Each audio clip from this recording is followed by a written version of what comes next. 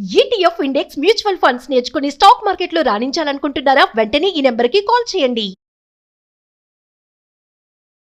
కొత్త వారం, కొత్త సవాళ్లు, కొత్త ఆపర్చునిటీస్ అండ్ వీటన్నిటితో పాటు మన రాశి ఫలాలు ఈ వారం ఏ విధంగా ఉన్నాయో అడిగి తెలుసుకుందాం.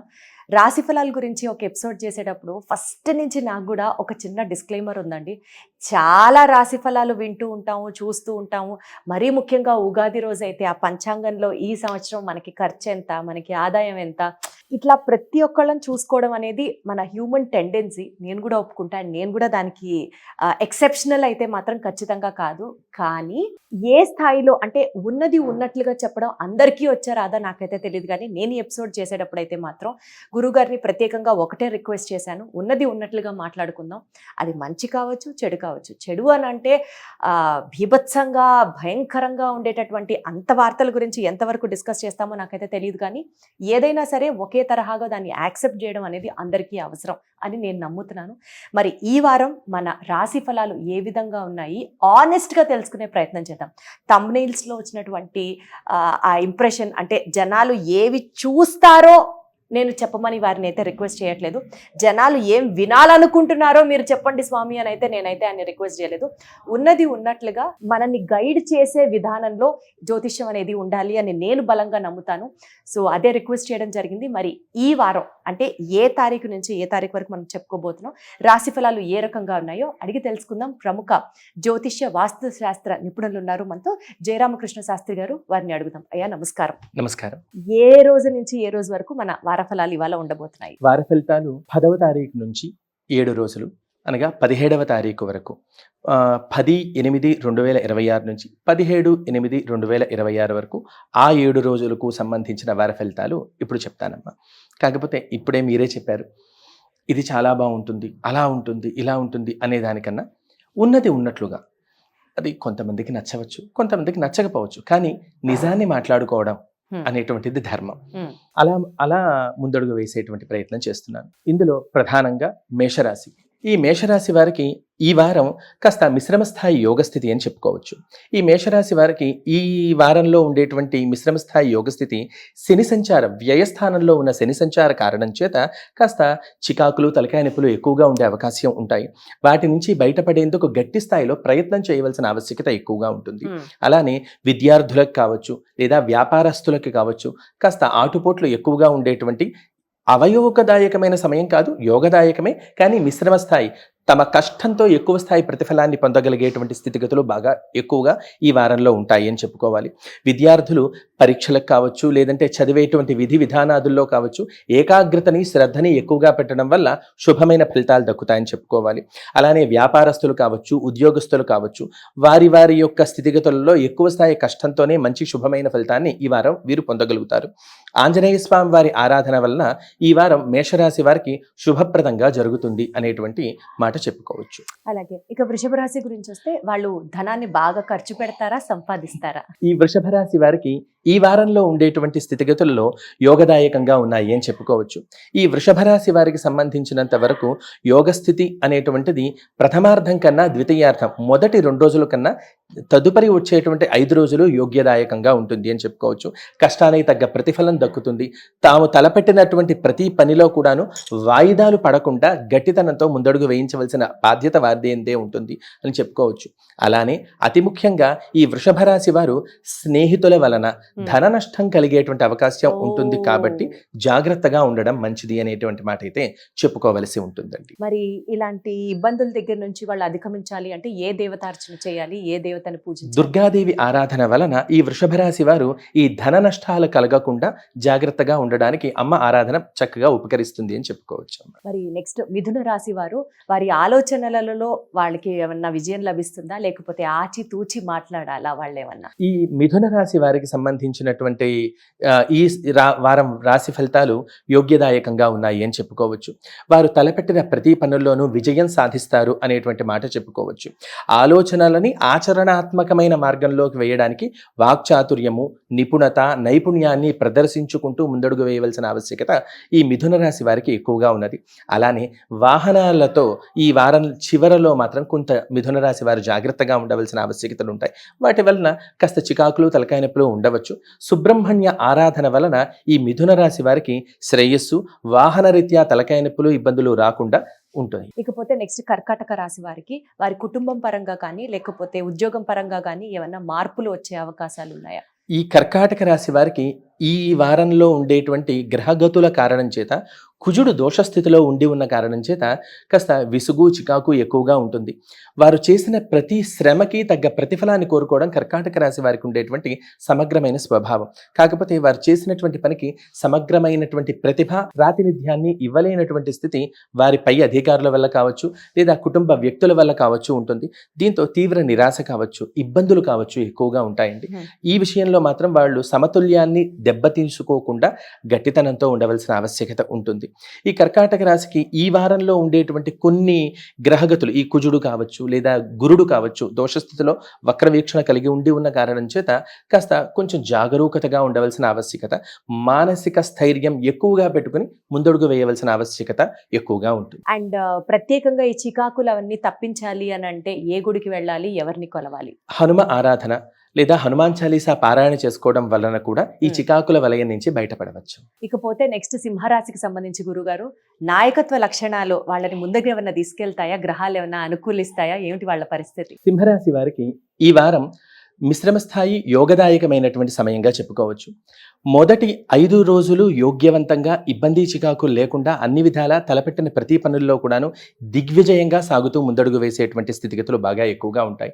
చివరి 2 రోజుల్లో వాహన రీత్యా చికాకులు, తలకాయ నొప్పులు ఉండే అవకాశం ఉంటుంది. కాబట్టి ఆ విషయంలో మాత్రం తగుమాత్రమైన జాగ్రత్తలు తీసుకుంటూ ముందడుగు వేయవలసినటువంటి ఆవశ్యకత ఉంటుంది.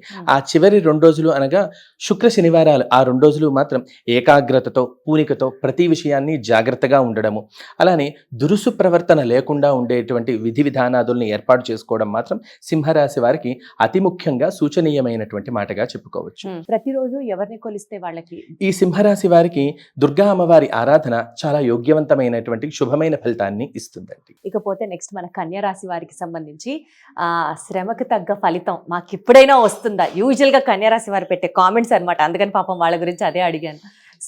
గ్రహాల సూచనలు ఏమిటి? కన్యా రాశి వారికి సప్తమ స్థానంలో శని సంచారం కలుగుతూ ఉండి ఉన్న కారణం చేత ఈ వారంలో దాంపత్య సంబంధితమైనటువంటి కలహాలు కావచ్చు, ఇబ్బందికరమైనటువంటి స్థితిగతులు కావచ్చు ఎక్కువగా ఉండే అవకాశం ఉంటుందండి. అలానే అనవసరమైనటువంటి విషయాలలో సాయం చేసి మాట పొందడం అనేటువంటిది కన్యా రాశి వారికి ఒక అలవాటు ఉంటుంది. తద్వారా సాయం చేసి మంచికి వెళ్ళి మాట పడ్డం కారణంతో తీవ్రమైనటువంటి మనస్తాపాలు ఎక్కువగా గురవుతూ ఉంటారు. కానీ వారికి శ్రమకి తగ్గ ఫలితం దక్కుతుంది, పేరు ప్రఖ్యాతి దక్కుతుంది. కాకపోతే వారు కోరుకునే విధి విధానాదుల్లో ది బెస్ట్ అనేటువంటిది మాత్రం ఈ వారంలో కొంత కష్టదాయకంగా చెప్పుకోవచ్చు. సో వాళ్ళు ఇంకొంచెం స్ట్రాంగ్ గా ఉండాలన్నమాట. ఏ దేవత ఆరాధన చేస్తే వారికి మంచిది? వారికి లక్ష్మీ నృసింహస్వామి వారి ఆరాధన వల్ల ఖచ్చితమైన మంచి, ఖచ్చితమైన మేలు దక్కుతుందండి. ఇకపోతే నెక్స్ట్ మన తులారాశి వాళ్ళకి బంధాలు బలపడే అవకాశాలు ఏమన్నా ఉన్నాయా? తులారాశి వారికి ఈ వారం బాంధవ్య స్థితిగతుల్లో మంచి యోగ స్థితి అని చెప్పుకోవచ్చు. అలానే కొత్త విషయాలను తెలుసుకోవాలి అనేటువంటి ఆసక్తి విషయంలో కావచ్చు, అలానే పురోగతి విషయంలో కావచ్చు ముందడుగు పడుతుంది. వ్యాపారస్తులకి, ఉద్యోగస్తులకి కూడాను పై అధికారుల వల్ల కొంత ఒత్తిడి ఉన్నప్పటికీ కూడాను గట్టితనంతో వాళ్ళు వేసే ముందడుగు కారణం చేత యోగము, క్షేమము ఖచ్చితంగా కలుగుతాయని చెప్పుకోవచ్చు. విద్యార్థులు శ్రమకి తగినటువంటి అప్రిసియేషన్ దక్కుతుంది ఈ వారంలో అని చెప్పుకోవచ్చు. స్త్రీలకు సంబంధించి ఇది యోగకాలంగా చెప్పుకోవచ్చు. గృహిణీలు ఇంట్లో ఉండి ఏదైనా చేసుకునేటువంటి వాళ్ళు ఎవరైనా ఉంటే వారికి సంబంధించి ఈ వారం మంచి కాలం, యోగకాలంగా చెప్పుకోవచ్చు. ఇకపోతే నెక్స్ట్ వృశ్చిక రాశి వారికి సీక్రెట్ గా ఏమైనా లక్కీ ఆపర్చునిటీస్ వస్తాయా? పట్టిందల్లా బంగారం అవుతుందా? వృశ్చిక రాశి వారికి ఈ వారంలో పట్టింది బంగారం అవుతుందా అని అంటే చతుర్థ స్థానంలో అర్ధాష్టమ స్థానంలో రాహు సంచారం కలిగి ఉన్న కారణం చేత వారు అనుకున్నటువంటి పనులని పూర్తి చేయడానికి గట్టిగా ప్రయత్నం చేయవలసి వస్తుంది. ఎవరి మీద ఆధారపడకుండా గట్టితనంతో ముందడుగు వేయడం కారణం చేత, స్వశక్తిని నమ్ముకుని ముందడుగు వేయడం కారణం చేత యోగస్థితి అనేటువంటిది ఈ వారం వారు పొందగలుగుతారు. అట్లే నమ్మి మోసపోవడం లేదా నమ్మక ద్రోహాలకి గురయ్యే అవకాశం చివరి 3 రోజుల్లో వారి జాతకరీత్యా ఉన్నది కాబట్టి కొంత ఆ వారంలో ఆ రోజుల్లో ఎవరిని బ్లైండ్ గా విశ్వసించకుండా ఉండటం మంచిది అనేటువంటి మాట అయితే చెప్పవచ్చు. సో ఆలోచనలు కాస్త జాగ్రత్తగా ఆలోచించి నిర్ణయం తీసుకోవడం, దాని తర్వాత బ్లైండ్ గా ఎవరిని నమ్మకుండా వాళ్ళకి మంచిది. ఇకపోతే ధనుర్రాశి వారికి సంబంధించి అదృష్టం వారి వైపు ఉందా, లేకపోతే కష్టే ఫలి ఎప్పుడు కష్టపడుతూనే ఉండాలా? ఈ ధనురాశి వారికి ఈ వారము కాస్త దోషదాయకంగా ఉన్నది అనేటువంటి మాట చెప్పుకోవచ్చు. ఏ కారణం చేత అనంటే ఆకస్మికంగా ప్రయాణాల వల్ల, ఆహార వ్యవహారాదులు సవ్యగతిలో లేకపోవడం వల్ల అనవసరమైనటువంటి చికాకులు, జీర్ణకోశ సంబంధిత అనారోగ్యాలు, నడుము లేదా కాళ్ళు బాధలు ఎక్కువగా ఉండడం, తల తిరుగుతూ ఉండడము, శారీరక అనారోగ్యాలు ఈ వారంలో ఈ ధనుర్రాశి వారికి ఎక్కువగా ఉంటాయి. దేవాలయ సందర్శన, క్షేత్ర దర్శనాభిలాష ఈ వారంలో వీళ్ళకి చాలా మేలు కలగజేస్తుంది. ప్రత్యేకించి అసంకల్పిత ప్రయాణాలు, అనుకోకుండా చేసే ప్రయాణాల వల్ల కొంతవరకు చికాకులు, శారీరక ధర్మంలో అనారోగ్యాలు ఉన్నప్పటికీ వాళ్ళకి సంబంధించి ప్రయాణాలు మంచిగా కలిసి వస్తాయి అని చెప్పుకోవచ్చు. అంటే ఏ దేవాలయాలు వాళ్ళు సందర్శిస్తే ఇంకా మంచిది? అమ్మవారి ఆరాధన కావచ్చు, లేదా సుబ్రహ్మణ్య ఆరాధన కావచ్చు, వారిని మంచి స్థితికి తీసుకువెళ్ళగలుగుతాయి. ఇకపోతే నెక్స్ట్ మన మకర రాశి వారి గురించి మాట్లాడుకుంటే, మకర రాశి వారికి ఉద్యోగంలో కావచ్చు, హెల్త్ పరంగా కావచ్చు, ఆర్థికంగా కావచ్చు, ఎలా ఉండబోతోంది? మకర రాశి వారికి ఈ వారము యోగదాయకంగా ఉంటుంది అని చెప్పుకోవచ్చు. ఈ వారం వారు అనుకున్నటువంటి ప్రతి పనిలో కూడాను ఉన్నత స్థాయి స్థితికి వెళ్ళగలుగుతారు, యోగవంతంగా యోగ్యదాయకంగా సాగగలుగుతారు అనేటువంటి మాట చెప్పుకోవచ్చు. అలానే వారికి సంబంధించిన విధి విధానాదుల్లో విద్యార్థులకు, వ్యాపారస్తులకు లేదా కుటుంబ స్థితిగతుల్లో ఉండేటువంటి చిన్నపాటి వ్యాపారం చేసేటువంటి ఆడవాళ్ళకు కానీ ఇది యోగదాయకమైనటువంటి కాలంగా చెప్పుకోవచ్చు. కష్టానికి సంబంధించిన మంచి ఫలితం దక్కుతుంది. ఆ వచ్చిన ఫలితాన్ని జాగ్రత్తగా దాపరికం చేసుకోవలసిన బాధ్యత వారిది అనేటువంటి మాట అయితే ఖచ్చితంగా చెప్పుకోవాల్సింది. ఏ కారణం చేత అనంటే ఈ మకర రాశి వారికి ధన లాభయోగం ఎంతో, ధన నష్టయోగం కూడా ఈ వారంలో అంతే స్థాయిలో ఉన్న కారణం చేత కొంచెం రూపాయిని జాగ్రత్తగా బేరీజ్ వేసుకుంటూ ముందడుగు వేయటం మంచిది. మహాలక్ష్మి ఆరాధన చేస్తే వాళ్ళకి ఇంకా శ్రేయస్సు కలిగి వస్తుంది. అద్భుతం. ఇకపోతే కుంభరాశి వారికి ఓపికతో ఉండాలా, లేకపోతే వాళ్ళు అనుకున్నది ఇప్పుడైనా వాళ్ళు సాధించే అవకాశం? ఈ వారం కుంభరాశి వారికి యోగబలం బాగున్నది, యోగ్యదాయకంగా సాగుతుంది అని చెప్పుకోవచ్చు. వారు అనుకునేటువంటి పని చాలా కాలం నుంచి వాయిదాలు పడేటువంటి ఏ పని అయినా ఈ వారంలో ముందడుగు పడుతుంది, చక్కటి విషయంగా ముందడుగు పడుతుంది అనేటువంటి మాట చెప్పుకోవచ్చు. అలానే ఈ వారంలో వారు చేపట్టినటువంటి స్థల భూ క్రయ విక్రయాది పనులు కూడాను మంచిగా ఒక కొలిక్కి వస్తాయి అని చెప్పుకోవచ్చు. విద్యార్థులు చదువులో ఉన్నత స్థితిని సాధించగలుగుతారు, మంచి అప్రిసియేషన్ ని పొందగలుగుతారు. ఉద్యోగస్తులకు కూడా ఈ వారం యోగ్యదాయకంగా సాగుతుంది. అద్భుతం. అసలు పోలేండి, కుంభరాశి వారి కష్టాలకు కూడా కాస్త ఫుల్ స్టాప్ దొరికింది ఈ వారం అయితే. అండ్ ఇంకా ఫైనల్ గా మీనరాశి వారి గురించి మాట్లాడితే, ఈ మీనరాశి వారికి ఈ వారం కాస్త అవయోగదాయకంగా ఉన్నది అని చెప్పుకోవచ్చు. అయ్యో, ఈ మీనరాశి వారికి శని సంచార దోషం వల్ల విసుగు, చికాకు ఎక్కువగా ఉండడము, త్రిప్పట, చర్మ సంబంధిత అనారోగ్యాలు ఎక్కువ అవుతూ ఉండడము, మానసిక వ్యాకులతలు పెరుగుతూ ఉండడము, పై అధికారుల నుంచి ఒత్తిడి, ఇబ్బంది, చికాకు ఎక్కువగా ఎదురవుతూ ఉండడము అనేది ఈ మీనరాశి వారికి ఉండేటువంటి ప్రధానమైనటువంటి ఇబ్బందిదాయకమైన స్థితిగతులు. ఈ మీనరాశి వారికి మరొక ఇబ్బందికరమైన అభ్యాసము జీర్ణకోశ సంబంధిత అనారోగ్యాలు రావడం కూడా ఈ మీనరాశి వారికి ఉండేటువంటి ఇబ్బంది. కాబట్టి హనుమ ఆరాధన వల్ల లేదా లక్ష్మీ నృసింహస్వామి వారి ఆరాధన వల్ల కూడా ఈ ఇబ్బందుల నుంచి బయటపడవచ్చు. గురుగారు, ఇబ్బంది నుంచి బయటపడవచ్చు అని అంటే ఇక్కడ నాకు ఒక మాట అంటే అంటారు జనాలు, అది ఎంతవరకు కరెక్టో కాదో మీరే చెప్పాలి. సపోజ్ ఇప్పుడు మనం కింద పడి ఏ కాలో చెయ్యో విరక్కొట్టుకుంటాము అని మన గ్రహబలం అనుకూలించిన ప్రకారం సపోజ్ అట్లా ఉందనుకోండి, ఈ దేవతల్ని మనం ఆరాధించడం వల్ల కానీ, పూజలు చేయడం వల్ల కానీ కిందైతే పడడం తథ్యం, కానీ ఒక చిన్న దెబ్బతో ఏదో గీసుకుపోవడంతోనో అట్లా పోతుంది అని అంటారు. అది 100% కరెక్ట్. కరెక్టేనా? ఖచ్చితంగా కరెక్ట్.